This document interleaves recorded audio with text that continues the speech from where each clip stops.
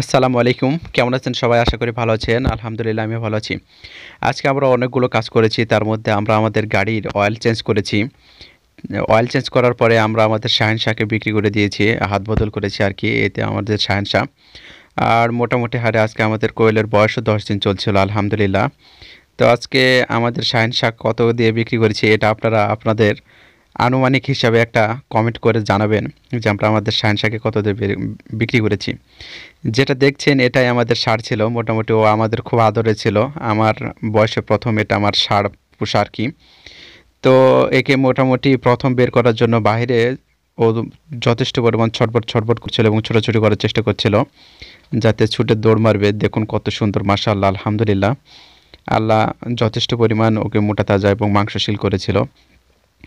এটাকে হাত বোতল করে দেওয়ার পরে মোটামুটি হারে ব্যাপারীরা এতে দড়ি ভালো করে লাগানোর চেষ্টা করছিল যাতে হাটে নিয়ে যায় কোনো রকম অসুবিধা না হয় সেজন্য আর কি।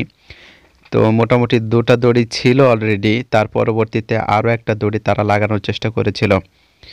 তো তারা দড়ি লাগানোর পরে তাদের সাথে আমাদের যে হিসাব নিকাশ ছিল, কিছু টাকা বায়না দিয়েছিল আর কিছু টাকা বাকি ছিল। তো সেই বাকিগুলো ওনারা পরিশোধ করলো। পরিশোধ করার পরে মোটামুটি হারে এটাকে হাটে নিয়ে যাওয়ার জন্য ওনারা নিয়ে গিয়েছিল। আজকে সিটির হাট ছিল বুধবারের দিন। সিটির যে হাট রাজশাহীর সবচাইতে বড় হাট, সে হাটে নিয়ে গিয়েছিল আর কি ওকে বিক্রির জন্য। ওকে কত দিয়ে বিক্রি করেছে সেটা আমরা জানি না বা শুনিনি এখনও। কিন্তু আমরা কত দিয়ে বিক্রি করেছি এটা আপনারা গরুর আনুমানিক অনুপাত দেখে আমাদেরকে জানাবেন।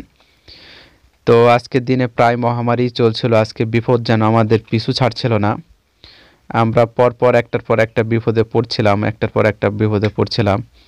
আমরা গরুর গান নেড়ে দড়িটা ব্যাপারীর হাতে তুলে দিয়েছিলাম এবং বলছিলাম যাতে আপনাদের আরও বেশি করে লাভ হয় মাশাআল্লাহ।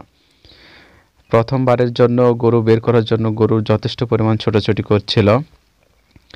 তো ওকে আমরা গাড়ি পর্যন্ত উঠিয়ে দিয়ে আসি। পিছনে গিয়েছিলাম আমরা আর কি। ও যথেষ্ট পরিমাণ ছোটাছুটি করে ফাস্ট দৌড়াদৌড়ি করছিল।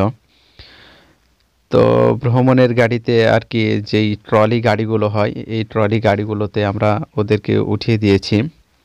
তো নিয়ে যাচ্ছিল। শেষ বিদায়ের সময় আমরা খুব মনে ব্যাহত হয়েছি। তো এটার পরে আমরা মোটামুটি রাজশাহী সিটি হাতে যাওয়ার জন্য চেষ্টা করছিলাম, কিন্তু পথে মধ্যেই গাড়ির যথেষ্ট পরিমাণ মানে নষ্ট হয়ে গিয়েছিল। আমি স্টার্ট নিয়ে তুলতে পারিনি।